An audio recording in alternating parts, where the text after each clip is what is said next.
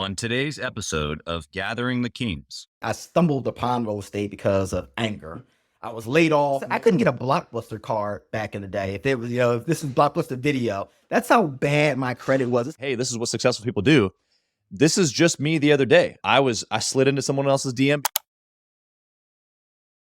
What's up, everybody? I'm Chaz Wolfe, Gathering the Kings podcast, coming back to you hot and heavy with another king here on the stage, my brother, Noel Parnell. How we doing? I'm doing great. Thank you for having me here today, Chaz. What's going on? Well, I appreciate you coming and making your presence known. I know that you've got a a 1-year-old edition kind of squirming around the room over there that you could have taken your time with here today, but instead you're here with us. And so we appreciate you doing that.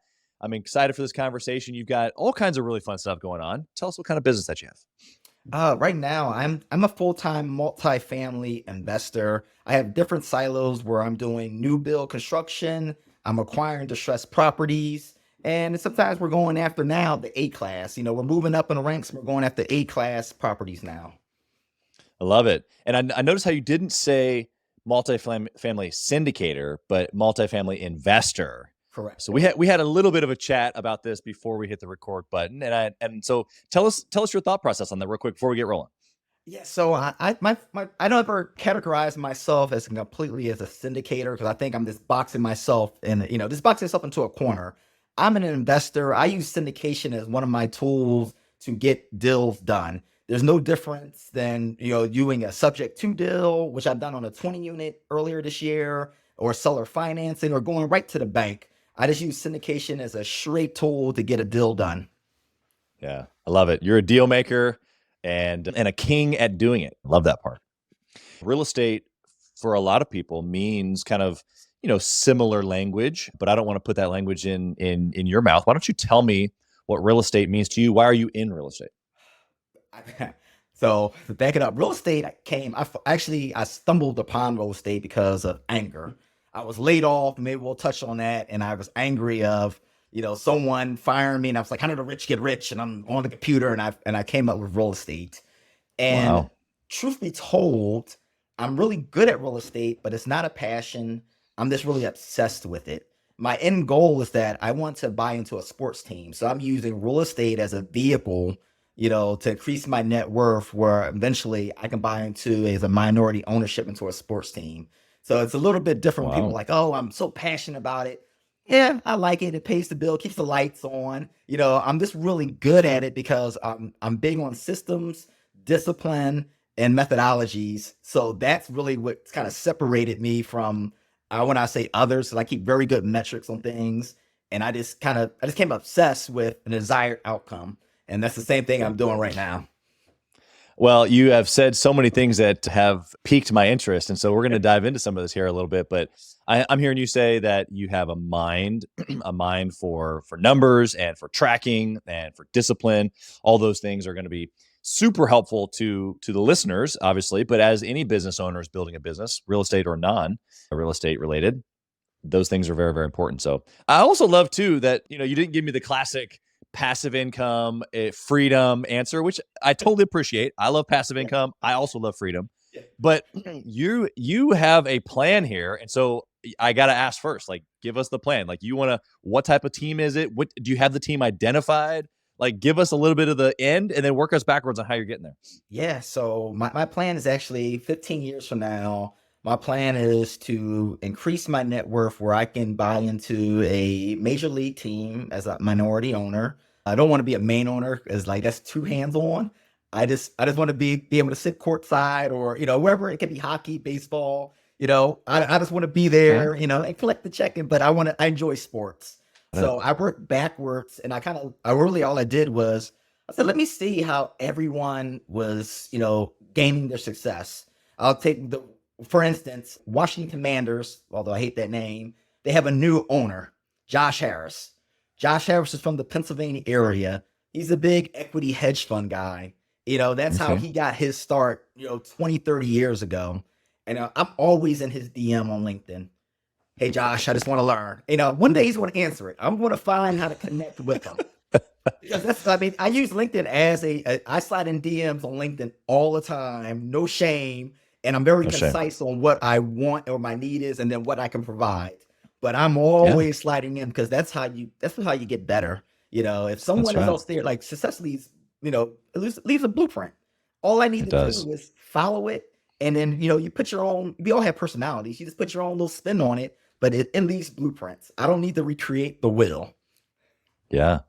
Well, I love the succinct 15 years, as well as then, you've got it identified to the minority piece. You want to sit courtside or wherever it is. All those things are very, palpable. I can see them, I can feel them, I can touch them. And I appreciate that visualization that you gave to us.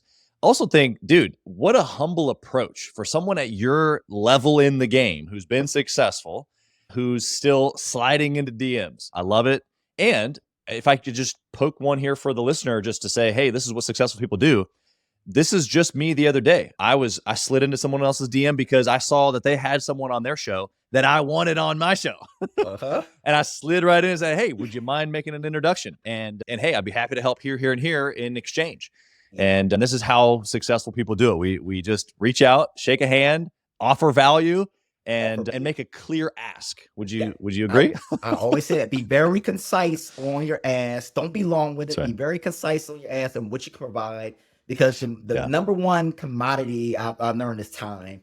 People don't want to waste their time. So be very concise, because most likely they may read it, but they may have somebody else reading it for them. And so you need to be able to, have convey something where they're like, you know what? Let me pass this along. That's right. That's right. Well, so just to make it clear, what's this guy's last name again? Josh, what now? Harris. Josh Harris. We're gonna blow this clip up right here, so that way we can try to connect with Josh Harris. And I'm just gonna drop in the name that I want next on here, because the big picture for me is Alex Hormozy. I would love to have Alex Hormozy right here on the show. Right? Come on. Read on one of my partners just gave me his book. I never knew about the guy, but I just kind of told you like what we're doing now, and I was like, wow, it's a big deal. Big deal. Dude, his stuff applies to every industry. It's crazy. Every industry. He's really amazing personality, and I'm just like, let me know when you get him on. I'm ready to tune in. I'm already tuning into your show anyway. But that's a good one right there. Yeah. Well, we're gonna blow this clip up for both Josh and Alex to see, and hopefully we can make our connections. It'll only just be time. For guys like you and I, we already have it dialed in. It's just a matter of when it'll happen. It's just a matter of timing and maybe enough DMs or maybe enough connections. We'll see what happens. Okay, well, let's get into some practicality here. Let's go you before real estate. What'd that look like? For me, I was a professional track and field runner. So I got my degree from Southern University, a degree in biology.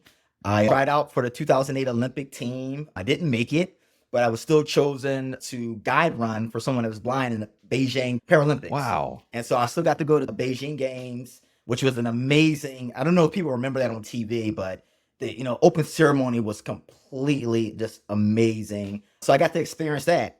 And then after the games, I was convinced by my stepmother and my father, like, hey, what are you going to do now? You didn't make the Olympic team. What are you going to do? So I went to work, foolish. And that was one of the dumbest things that I probably ever done, even though it kind of parlayed where I'm right now, because I was 26, 27. I was young. I could have still tried out for the 2012 team, but they were portraying their fears, on me. And now it made me like, go ahead and do that. My father was, well known at Merck. So I didn't want to go to Merck. He could have got me a job at Merck Pharmaceuticals. I went against the grain and went to GlaxoSmithKline. And from there, got laid off. Literally, about 9 months later after I started, I got laid off. And I just remember the faces of like my colleagues, because the whole building, anybody that's aware of Research Triangle Park in North Carolina around this time, it was the building, Eli Hitchens, like a beehive. They called everybody down. The building was closing. And I just remember the looks on everyone's faces, husbands, wives, fathers, mothers. And I'm like, it was just me. I'm like, all I had to do was take care. I was actually had a roommate at the time, had like 3. So I was doing well. Like I was like, my rent was like 200, like splitting is like $200. But I'm like, they had dependents. And I still think about it now as I have a 1-year-old. I'm like, man, I can just imagine the anxiety that they were feeling of the unknown of guess what am I going to do? And prelude to what I said, I got mad. Like, how do the rich get rich? And like, I'm just mad at the world right now. Like, how can he Yeah. just get everybody off? And I seen like 90, I think at that time it was like 91, 92% of people were real estate. And so another I'm little doing it. frugal thing I did was I would go to Barnes and Nobles every day because I was laid off. I didn't have any job. And I would bookmark in that section. Real estate isn't as sexy as it was back then. It was really, in despair. Everybody was losing stuff. So Yeah. that section was completely empty. I would just go to Barnes and Noble and write notes on every book there. I went through like almost eight to 10 books. Just bookmarking them every day, just writing notes. Real Estate for Dummies, Gary Yeah. Keller's book. I was going this through real estate, just like let me learn. And from there, Yeah. I end up getting my master's degree later on. But I was going door to door. Like I wanted to look at like auction sales. And so say for Okay. instance, whatever area that you had, you'll have a tax or foreclosure auction. And so say if right now we're in September, or no, October basically now, I would look for what auction was coming out in Almost. January, and I would go knock on their doors for people that were coming up in January or February. And what that taught me was that one, I was an because I wasn't thinking with empathy. Nobody Right. doesn't want to lose their home based Yep. off, guess what? They can't pay their taxes or their mortgage. And that was like the way I felt that I just kind of completely forgot those faces and was just like, I've got to get a property. And I really lacked the empathy, and that's what it taught me. It taught me empathy going those door to doors and, families and seeing kids in the background. Cause I would go on Sundays because I would like, oh, everybody would be home on Sundays. So I never knocked on a week, but Sundays afternoon was my day between like 1 and 3. People would come home for church. Football would be on, depending on what season it was in. But I knew people Right. would be home, and so I take metrics, and I would just kind of mark down like, let me see, this guy, like, all right, let me have my better chance of talking to someone. And so I came between Yep. Sunday between 1 and 3, and yeah, I was just a big asshole, but out of that came something better because I stopped asking basically give me, but more what can I do for you. So my first question is like, how can I help you? How can I help you in a way that we can work something out there? Number two, can we partner together on something that we can do here? And then number Mhm. three, guess what? You can sell it outright to me, or guess what? We depart, as casual, friends, or things of that nature. Because at that time, I was inviting. I don't even think a Starbucks was in this area back then. I think I was still taking people to McDonald's, for coffee. I'm serious. I'm like, I can't. I think it was definitely McDonald's. I know Starbucks definitely wasn't out here. Panera Bread was definitely not in the city. This is 2009ish 10. So yeah, Yeah. it wasn't over here on this side. So it was definitely like McDonald's. Buying a medium. I don't even drink coffee, but I was dropping like a medium coffee and a sausage McMuffin, Yeah. and we would just talk. And That's I funny. don't. And to this day, I still never fast talk people. I don't believe that. I believe in always transparency. Being concise and be able to convey to like and listen to like active listening. What like Yeah. are you listening to what their needs are, or are you just kind of just listening to what you want? And so I'm Right. always listening to what the need is, and I think that's how the best deals get done. Yeah, well, you've dropped all kinds of stuff on us. I'm going to use some of that active listening skills that you just identified here. We're going to go back because you said you ran a blind something or other in Yeah, Beijing. So first off, take us back to Yes, you yes. being in Beijing. Yeah, what was that? Yeah, so that's another way of learning how to help others, and I didn't know that until I look back through all my history and how I got where I'm at now. I'm like, that was a life lesson through that, because you remember, like, if you're an athlete, you're training for this one moment. In 10 seconds, Right. it's over. You train 4 years for this one moment, and 10 seconds is over. Yep. And you're like, oh, because track is an individual sport. And at first I was like, I don't want to go to. I didn't even know what the Paralympics was. I don't want to do that. Like, what is that? But man, when I tell you, his name is Lacey Porter, an amazing, amazing guy. He actually just got married. He's in the Portland, Oregon area right now. Okay. Amazing man, tremendous athlete. He taught me. He probably taught me more about myself than I learned from him. This amazing Wow. athlete. It's you're tethered together. So I'm his mirror image. So I'm right-handed as well. So I had to start off in my starting position as a left-handed runner, and you just mirror image them. and really you're just helping them stay in Mm. their lane and go down the track. And they're fast, so you have to be fast as well. The only thing different is that they have visual impairment. That's it. Wow. Yeah, I just saw, I think maybe it was a TikTok video or something recently here of someone doing this, and I had to watch it several times to understand what was going on. I figured it out pretty quickly, obviously, but I was just amazed that this exact thing that you just described was happening. I was just like, wow, this is incredible for this person to be running at that speed and not be able to really see and be fully trusting in their partner. In this case, it Their was guy. you. That's Yeah. incredible. I mean, they'd have people that long jump, I mean, and their you long could have jump is also totally, like fat. yeah, it's crazy. Crazy. Yeah. Okay, so you get rocked in Beijing by this other complete great athlete, but has a different circumstance than you. Changes your perspective, I assume. Yeah, it definitely did. When I look back at it now, when I look what I do now, and when I actually do syndicate or I join partnerships, I'm always looking like, how can I help someone? And you have to be very transparent. I always tell people, when you look for investors, what is your game plan? Are you trying to be wealthy? What is the end goal for you? And I need you to be very granular on your end goal, because that will depend if you should be a limited partner, or guess what? Maybe I can teach you how to be a general partner on your team. If you're just looking for Yeah. passive income that's going to be slow and steady through the years, it's going to come, jump right in. If you're just trying to be super rich, then that's another avenue for you. Not that you can't get super rich, but these are slow drips, and people need to understand what those Right. returns are, how those returns work. There's a lot of, again, real estate is very sexy right now. So you'll see people throwing out very big numbers of these returns. Right. I would say take it with a grain of salt. There's some good operators out there, but Sure. there's a lot of operators that are just kind of, and this is the downside of it, kind of grabbing properties off of acquisition fees and things of that nature, which sucks. I look for transparency, because like my mother's, income, not income, her 401k is in my project. So I take it personal. Wow. I know my Yeah. money's in the project there. So it's very personal there. And I know the friends and family. When you're first doing a syndication, it's all friends and family. Absolutely. You're damn near never going to raise any money from outside, because you just don't have the track record.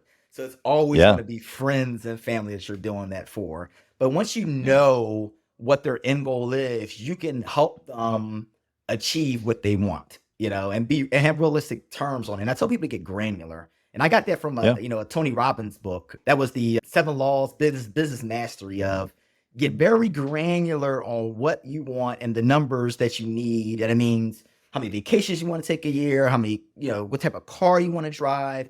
And then you Right. can actually be like, oh, I didn't need this. Because people always will throw out $1 million, $10 million. That's what I need. Like, really, is it really what you need? I know it's a very, grandiose number. It sounds, Yep. yes, it's good. You should have those type of goals, because I believe you should have those type of goals to stretch you and what you will become to achieve those. But you also Yeah. need to be very granular on what those needs are. And then you can be like, oh, I didn't need to do this. I can just connect the dots here and here. Right. And oh, I'm receiving that there. Yeah. Well, to your point, I think you actually you bring a great perspective to it, because really being granular, like you're saying, helps you, I guess, even just understand what it is that not only what you want, but what it is that you need to do in order to get it. Yep. Absolutely. I don't, it's because I get so passionate about it. So I always got to like calm down on it right there. But yes, it like once you really like focus on what your needs are, and it's just not money, it can be, guess what? Because like now it's, oh, I want to be able to, be one of those parents reading books to my kid in school, from time to time. Right. Not all the time, Yeah. but every time I want to be there. Maybe I want to coach his little league. Those are the Right. things that are really important to me. My parents, great parents, but they worked their asses off for me and my siblings, for us. And I always tell my mother now, like, kudos to you, because I am where I am right now because of what you did, and how many hours you worked, whatever, how Yeah. many hours That's right. my father worked. And now I can provide a different life for my children, but it's Yeah. Man, yes. Be very granular in what your wants are. Yeah, the plan that comes out of the granular dialed down desire, it comes a practical plan, which I love. We're talking about this, but also here's another thought for you. I want to know what you think about this because yeah, it stems from whether it's Tony Robbins or if you go even further back to Think and Grow Rich with Napoleon Hill, to have a clear plan or a burning desire first has to start with you feeding it to your subconscious mind, and your subconscious mind doesn't know left or right, good or bad. It takes whatever you feed it. And so if you're going to feed it, I want a lot of money, it doesn't know what that is. If you're going to say, no, I want to go on 7 vacations a year, it's going to cost me this amount of money and I want to be able to, XYZ with my kids, then that's what it will understand, which then starts producing your circumstances. Would you agree with this? I totally can, and I can't even explain it, but it works. Yeah. I know it works because I am here as a living testimony that it works. If I could take you to my bathroom, I have a Post-it note of 3 bullets on there that means something that right now, that's what I'm attracting right now. And it yes, you have to be finally attuned with it, but yes, I totally agree. Yeah, it stems or it starts, I guess, just the rest of the dominoes, right? Like you can't then go have the action or the plan or then the action that follows the plan, or you can't have the energy or the frequency that we're operating at, even right now, just the energy that we're talking back and forth. You can't have any of that without just this one clear, like, this is what I'm after. And so I just appreciate that perspective that you would bring that to the table here. Okay, so kind of fast forward here, you you want to parlay this into a bigger play of owning a team of some sorts. What does that mean to you? Like on the depths of it, yeah, you like sports, but what's like the deep in there? Why are you really after that?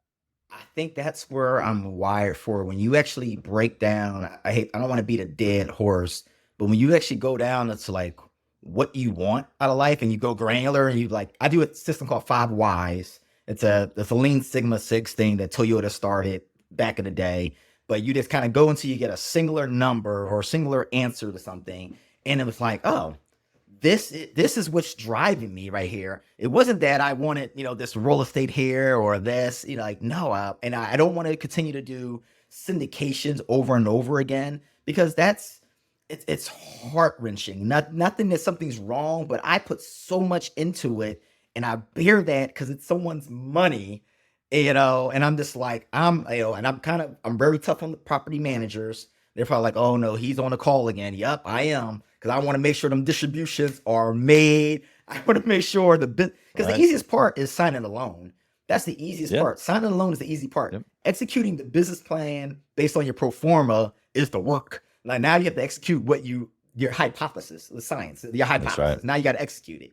But when I went down, like very granular, like what do I enjoy? What makes me happy? And I looked at it and I was like, oh, it's not only like I would love to own the Philadelphia Eagles. I'm a big fan, but I'm just an avid sports fan, and I look at where ownership can take you within a sports franchising. And just as I told you, I reached out to folks, Josh Harris. I reached out to folks that own minor league baseball teams, or farm leagues that are in, the Northeast, Massachusetts. And, how are they running their operations and how they're putting those deals together? Because you need to have knowledge, of these things. This is not say, hey, I have all this money, put me in there. No, you have a responsibility there too as well. So with the money comes responsibility there. Yeah. Yeah. I love that you would, again, humble approach of checking out some of those folks that maybe in your eyes aren't at that, major league level, but maybe that's where you end up being. Maybe that's where you like to be. Maybe that's where you just start. Who knows? But making those connections is going to be a right choice. That's right. You have to have it where your love is. I've been in uncomfortable situations where always something you need to be in uncomfortable situations for a time period. But ideally, you want to do stuff that especially when you get to a certain age. I tell my nephews this all the time. I don't want to get off tangent. Let me tell you what I tell my nephews because they're young. One is 16, the other one is 20 in college. It's the girl age. And I say, listen, I'm telling them right now. I said, listen, if you follow this blueprint I'm giving you right now, I guarantee you'll be winning at 25, 28. Leave the party scene alone. Stack your money. I'm gonna have a self-directed IRA that you can place in here. This is what you else have to place in. Don't switch jobs. I told my nephew, like every college student thinks they have to come out making 200,000 out of the gate as a new intern or a new worker. And I'm like, no, just stay there, stay down. We'll do an FHA loan for you. We'll get you into a quad, 3% down. You'll rent the rest of them. You'll stack money. Guess what? It's gonna make things so much easier for you. Just follow the process. I gave you the blueprint right here. Just follow it right now. Yeah. Yeah, you're being rich, Dad. And I think if you and I had that opportunity to go back and be 16 again with you talking to us, or someone like us, dude, I mean, come on, man, right? Somebody I wasted all of and party. Oh my goodness. We still laugh. My frat boy days. Oh my God. It's Yeah, it's all a waste when you look back. But it's just the hand, like you said earlier, it's just the hand that we've been dealt, and we play the game based on it. It's not a big deal. You said something a second ago that I want to ask, because you mentioned having the ability to have a plan, or in this case, what you were talking about was the investors of a syndication, right? And the pressure of that turns you into like, okay, well, we went and got the loan, but now we got to execute. We got to go freaking win. And so I wonder, what do you think the listener right now, because obviously it's a self-imposed pressure that you went out and raised the money, friends, family, or whoever, doesn't matter. And now you need to perform. And so you obviously work in integrity, and that's pressurizing the situation so that you can make sure that they get their distributions. All that is fair game. The listener right now may not be in that situation. They just started their business. Maybe it's small, maybe it's a big business, but they're not in that quote unquote pressurized situation where they have to follow the business plan because there has to be distributions because someone else is on the other line. What would you say that you had or have currently in some of those deals where it's pressurized like that maybe the listener doesn't have, that they can glean from you because they don't have that pressurized situation? What can you take away from that? Well, I guess two things. Never worry about the number of doors, but worry about the net. I would kind of big on doors. So always be the net, and remember that singles and doubles will get you to the Hall of Fame just as quickly as home runs. It's not as glamorous, but singles and doubles will get you right there if you have that plan. And Sure. when I look at my own portfolio beforehand, I was like, man, I did a great job over the last 14, 15 years, gathering small real estate, and some of those are paid off from cash out refis, and then other ones I still have loans on. But I did it with a methodical plan. And I would tell that person, like, don't have the FOMO that, guess what, because you're still, maybe you're not doing a 100-unit building, that, guess what, you are not crushing it. Because what they don't tell you in syndication is that most people are offering a pref. So most operators are getting paid off of an asset management fee, which is like 1 or 2%. And then they're going to get paid on the acquisition. And then that's it, unless they put their money as an LP, which I always do. But they don't put their money in there, they're not getting paid until that property is sold again. And so that's why people have to do the frequency of deals to make sure that they always have income coming in. So you're doing well. That's what I would tell you. You're doing well. Don't get the FOMO right there. Singles and doubles will get you to the Hall of Fame just as quickly as home runs. Hey, Kings and Queens, Chaz Wolfe. I want to talk to you about something that's super important to me. We put a lot of time and effort, we meaning myself and my team, into this podcast, into the content that goes out every single day. And if you have been getting any sort of value or insight from this, we want it to be able to reach other business owners too. So we would love if you would like, comment, share, leave a review, post, share again, all of the things on social media, on all the different platforms, or even on the podcast mediums of Apple and Spotify. We would love to be able to get our content into more hands, more entrepreneurs, so they can grow their business as quick as possible. Together, we are building a community of like-minded entrepreneurs who are committed to growing their businesses to new heights. So let's do this. Let's help each other. Let's help each other grow. Yeah, one of the things you said there that fits right in with the single and double comment that you just made. Why would you tell your nephew, get into a quad, things will start to domino? Why start there as opposed to what you're saying? trying to get into, syndicate a 100 unit deal, right off the bat at 25? Well, one, there's differences in residential commercial. So commercial, you have to have that net worth. So it's going to be 1-to-1. So if you don't have, if it's a $2 million property and you don't have $2 million either liquid or net worth, you can't sign on that loan, and you'll need someone called a KP or a sponsor. So for him, I would say it's a lot easier for you in your transition, and you can cash flow a lot more, off of that property than just kind of, if he wants to, he can get in there. But this is another good segue, because I'm now kind of thinking another little pet peeve of mine. He's going to school to be an engineer. He may love his job. He doesn't have to quit his W-2.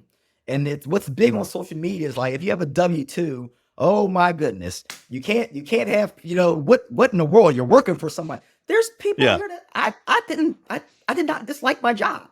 I just outgrew it, because I thought I needed to be vertically integrated. And I had this conversation like 2 weeks ago. If I would have known to know how to vet property managers, I would have just put them in property management, and I still would have been working as a scientist. I I didn't hate my job. I just didn't want the power of somebody to disrupt, my Right. livelihood based on someone I didn't know. That was the only thing. I still Yeah. miss science. So like so that I always tell people, don't feel bad about having a W-2 and you work. And that's one of my phrases that I do is like wealth without Wall Street, and that I help smart people with lazy money. So that Mm. might be money that they just have sitting around and they don't know what to do with it. Like I know so many people that had a problem filling out, their health insurance. Not alone, they're just filling out whatever their company's saying. Well, we're matching, and you don't even know what it's doing. So Right. let me help you explain. Like, all right, and I actually do this. I'll sit with them and say, hey, this is what your portfolio at your job is performing right now. If you're matching right now, I'm not going to tell you to stop matching. It's free money. But I would also ask you, when is that vested? Because that also plays, a point in there. If it Yeah. takes 5 years for that money to be vested, but you want to flip your position in 2 years, then maybe it's not a good, opportunity for you to, always match it, because you're not going to get that. You're not going to see that money anyway because you're not invested. So it Yeah. always has to be like, what is the end goal of your investor? Yeah. Yeah. And if the investor is you, then what is the end goal for you? Which you've done a great job of sharing that.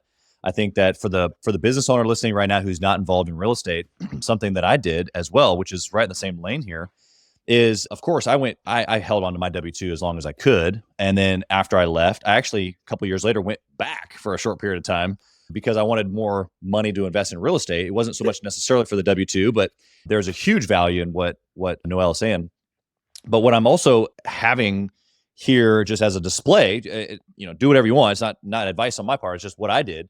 Is that I started, as my companies became profitable, I started putting myself on a W-2, so that for this exact same reason is That's that I could then go to the bank and become quote unquote bankable on the real estate side. Because for me, very similar to you, where I know I'm doing business and I'm going to have lots of businesses. I'm a serial entrepreneur and I love business, but for me, business is an active income type of scenario, which makes me money, and then I pour that money into real estate. Mhm. And so, very similar to the situation that you got over there, where you're doing real estate unto buying a team. It's like, look, I'm building all these businesses so I can make money, pour it in over here. But in that same process, being quote unquote bankable is an actual thing. Whether you want to realize it or not, or say something about it, it just is what it is. So, That's you're part of your team. I always say is that you need a good tools. group of bankers. You need a good CPA. You need several good lawyers. I have them on a team that you need them. Yeah, I pay them Yep. handsomely, and don't be cheap on it. Pay them for what they do. Yeah, that's right. You've mentioned several good things that you've done, as well as some great advice that you'd give to your nephews and probably have given to them already. But what's been something that you've done that's been a bad choice, just a really bad hour, bad consequences? We want to learn from it and never have to deal with it. Oh, man, so many different ones. One, I think I just like you. I think I left my W-2 a little bit too early. I think I should have looked at it more robustly, because I thought like I could be vertically integrated. I would have Yeah. stayed there, at least, probably, I would say I could still be there now, but I didn't have a problem. I could have done so many more deals with that salary, with everything else. I could have, Yeah. yeah, I could have just doubled that. So that's one mistake I made. The next one was being too nice. And that was with a Hmm. property manager. I was too nice, too friendly. I would say I was too friendly and not keeping it business. And that was one thing I Okay. learned to being a shrewd businessman. You can be cordial, but when it gets to the point where people are crossing the line of that friendship that you have and now aren't doing their daily duties, but expect that friendship to be there, like, oh, to save Right. me, that's where lines get Right. blurred. And yeah, that was Yep. a mistake. I ended up having to fire. I had to actually fly down there, fire that a friend and the property manager down there. But that was a good Yeah, lesson that's rough. learned of how to really, and then also, no matter how good friends, always have good documentation. We had an agreement, but I should have made it very specified to what we were doing and not so general just because we were friends. Yeah. Yeah. That was it. I mean, there's so many, so many lessons. You gave me so much meat there. I could go Yeah. different directions, but I'm going to go with the word shrewd because it is such an interesting word to me. And some people probably heard you say I needed to be more shrewd in essence and thought, well, you already talked about you were an asshole to begin with, a couple, at the beginning, and you're too mean or whatever. And what are you talking about? You need to be more shrewd and you need to be kind. And like, I can already hear some people, but being a shrewd business person actually is found in the Bible as well. And so what's your take on what it means to be shrewd? I just think it's being sharp power, like just having great judgment, sharp powers of judgment. That's what shrewd means. Doesn't have to mean you're an asshole, but it's a rule I call the Linda Thompson rule. And Linda Thompson was she was an elder. I don't want to call it elderly, but she was like 79, 80s, whatever. And this is back in 2014, 15. And I'll never forget this rule. I call it a rule because based off her interaction I had with her. I was buying a Okay. group of 16 properties from her. And we're doing the deal.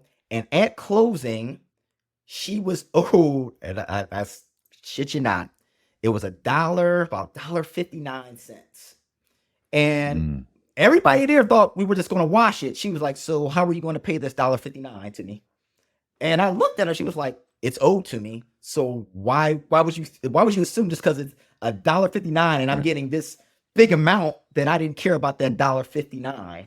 And I was like, Wow. damn, that's what a good rule. Because how many times I just let people go, like, yeah, don't worry about it. It's only a couple of bucks. No, that Right. all adds up to something. And that's what kind of starts spearheading that. But I love that Linda Thompson role because to me, she wasn't mean, but she was a shrewd businesswoman on what's owed Yeah. for. It didn't matter that she was receiving almost $500,000 worth of, income. She was like, where is that 500,001.59 that's owed Yeah. to me? And I was like, huh. And from then on that, like, no, I take no shorts. Yep. Actually, like, if it's something's 99 cents, yeah, my penny. Like, she started that. So anybody listening to the gas station, you see me at the gas station, you're like, oh, we got to dig for that penny. Blame Linda Thompson because of that. And that rule that she taught me. Yeah. I appreciate this perspective. I'm a pretty prudent person, pretty detailed. And some of this can be like, kind of getting caught up, like tripping over a dime or tripping over a dollar to pick up a dime type of a scenario. And people get lost in the wrong weeds, I think, in some people hearing you.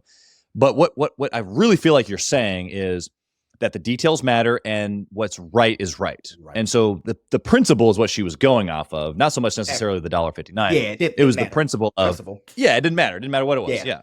And so how does someone take this forward? Is it really asking for the penny at the gas station, or is it a greater principle here that they can apply? No, I think it's the greater principle of, always getting what's owed to you, especially if you're providing good service, expect that back to you, So I think when you're moving in business, there's a level of code and it's like, Sure. I was in the sports, but it's like golf. It's an unknown code and how you should move in business. Sometimes you have to call a strike on yourself, even when someone doesn't see you, because that's where, being ethical comes into play. When That's right. something's wrong, so that to me, I kind of group all of that together on, the Linda Thompson rule and how I like I said, when I look at my history of business, whether it was my cleaning business, that I had, I had tons of like serial entrepreneurship, and I played in real estate. But when I look at it, it all encompasses all these life experiences that I apply now, and kind of, how I deal with people in general. Because I always tell Yeah. people real estate is easy, people are difficult. So that people can Yeah. be anything from title companies, contractors, it can be from third parties. Real estate in itself is easy. It's numbers, it's the Yeah. people that make things hard, and it's up to you and how you, again, and how you really, how do you, what's the word I'm looking for? When you're dealing with people as a business and as a business owner. Well, it's the juice. I mean, it's everything. I mean, and what Yeah. you're saying is true for every single business listening right now. Correct. It's not the widget that they sell or the service that they provide. It's the people Yeah. and the the strength of their team, which starts with the strength of them and being able to, you know, I guess grow individually, but then you have to start being able to grow the team. You talked about, handsomely played professionals on your team a few minutes ago. It's the same in any team building effort. People are everything in that. You said that being shrewd and the expectation of getting what's due to you. I see the same as also making sure that the people that I owe, right? And it's the same. I've got a couple of buddies that are a little bit more rounded in their Okay. approach. Rounded, not meaning, well, and I guess it's not like this, what we're talking about, precise, rounded, precise opposites in this Okay. in this example, where it's like, hey, don't worry about it. I got lunch this time. You got it next time. And where lunch is kind of a bad example because it's just really not that big of a deal, kind of like the Yeah. $1.59. But it's like, Yeah. no, at the end of the day, I'll take care of mine. You take care of yours. Or whatever the deal is that we agreed to. If I'm paying for this, then cool, then you pay for that. Whatever whatever the agreement is, let's just honor that, because Yeah. what I have found is that those individuals are just floating through life. And eventually there's either a wedge that gets in between us and them, or they're just so aloof to just what things are that I'm the one that ends up getting burned. You hit it right. So it's a shrewd piece, right back to your point. You hit it. Yes. Yes. I echo those. I can tell I hit a bad memory there. Yeah, I echo those statements there. We'll leave that one there at the doorstep. Let's move on to family. I got to ask you about family because I know you got a little 1-year-old there, and life is different for you now than maybe it was even a little bit ago. I've got 4 kids as well, but here you used the word obsessed earlier, and I love the word obsessed. Okay. And I don't even know what balance is. I don't want to know what balance is. I don't think it exists, actually. So for you, being obsessed with real estate so that you can then, of course, buy this team of sorts in 15 years from now, I can just feel that you're going to go as at the same degree of obsession with your family. So tell us, how are you doing that? But yet at the same time as this 15-year all in, I'm obsessed, I got to buy a sports team. And probably everything else in your life too. Something you just said right there about obsessed and not wanting to have anything like have it elsewhere else, because I don't believe in multitasking. I don't believe I think you can only focus on one thing at one time, and if you're doing something else while you're trying to do something, you're doing it a disservice. So you can't be completely focused. And so I set rules of engagement when I'm with my son and it's family time. We have dinner. I don't bring the phone. I check in. I'm completely tuned in and being present right here and right now. And there's occasionally, like, I have time blocks where it's just frivolous activities where I'm just answering this emails, just checking the email blocks. That's something that I can do right there. But when it's you want to be focused on the task at hand.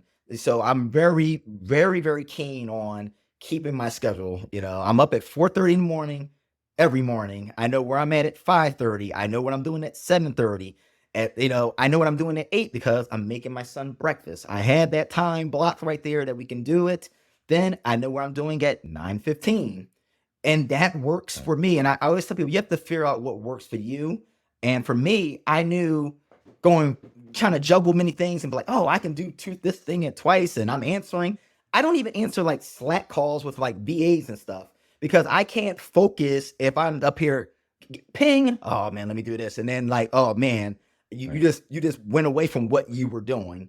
because Yeah. there's no badge and honor. 'Cause there's times when you have to work around the clock, but there's no badge and honor of having continuous sleepless nights because you're doing busy work because you didn't know how to time manage properly and actually know That's right. how to plan out your week or month and know, hey, these are my must-haves for the day. These are my must-haves for the week. That's going to go into this month. That's going to be going to like my stretch goals right there. And that's when you run it like Yeah. a business. And anybody knows that, like, I'm very big on that. Like making sure I know what my schedule is and being a master of my schedule. I even have a time block. People think this is wrong, but I have a time block even to just call my mother and be like, Mom, hey, Yeah. I love you. It's only 5 because Yeah. that's all she wants to hear right now. Mom, I'm doing That's right. okay. I love you. Yes, Connected. your grandbaby's good. Yes, I love you, Mom. That's the first grandbaby, so he's Yeah. like, oh, he's like Simba. Like he can never do any wrong. You know, I'm just like, That's who are good. you? My parents like, who are you guys? Like, what? Like, Yeah. what do you mean? Yeah. But That's awesome. Well, you're 100% right. You're 100% right on not only just the list with your mom or having that on your time block, but what the story underneath what I just heard you say is for anybody listening right now who's, busy or chasing their tail, which we've all been there. And if this is you right now, pipe up your ears because what Noel is saying to you right now is it's an excuse and you're disorganized and you just need to be better at time management because once you get that, because we all have the same 24 hours. And guess what? My guess is that Noel is actually dealing with probably more money and more transactions and heavier weighted decisions than you, if that's you that I'm talking to right now. And how's he doing that if he has the same amount of time? Well, I can tell you from my perspective, it comes down to the time management and the calendar. I also, too, have time where I check mark the box on who I reach out to. In fact, a couple of years ago, I even created a list because we moved across the country. There was a list of friends that I purposefully and intentionally wanted to stay in touch with, knowing that I lived across the country now and that it was going to be much, much harder. So I created a list, and on my way home from the office every single day, I'd call the next one down the list. Just every single day, just the next one down the list. Hit the top of the list and then all the way back down again. And it was just a quick 5, 10, maybe 15-minute call. That's all I had before I got home to the house and went in with the kids. But that was the intentional 8 minutes that I had to say, hey, I was thinking about you. How you doing? How are the kids? Cool. Like, blah, how's the business? Blah, blah, blah. And then you end it and you move on. So I appreciate that perspective. I got one last question here for you because you've been just so incredible.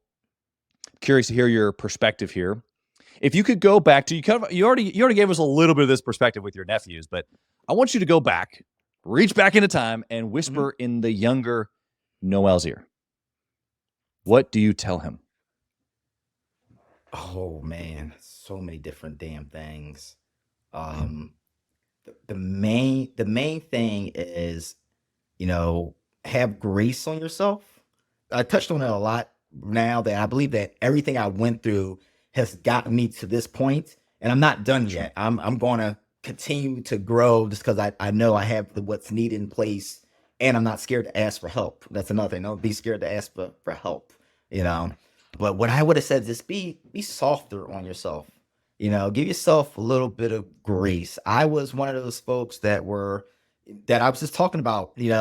I thought wearing that badge of honor. I was wearing yeah, anybody listen to Wuxi Tech or Glaxo, they were like my 24-hour office. I was in there from 5 Yeah. a.m. and wouldn't leave sometimes like 1, Yeah. just doing mindless stuff that didn't even matter. It's just like this is what it takes, whatever. But my life was chaotic.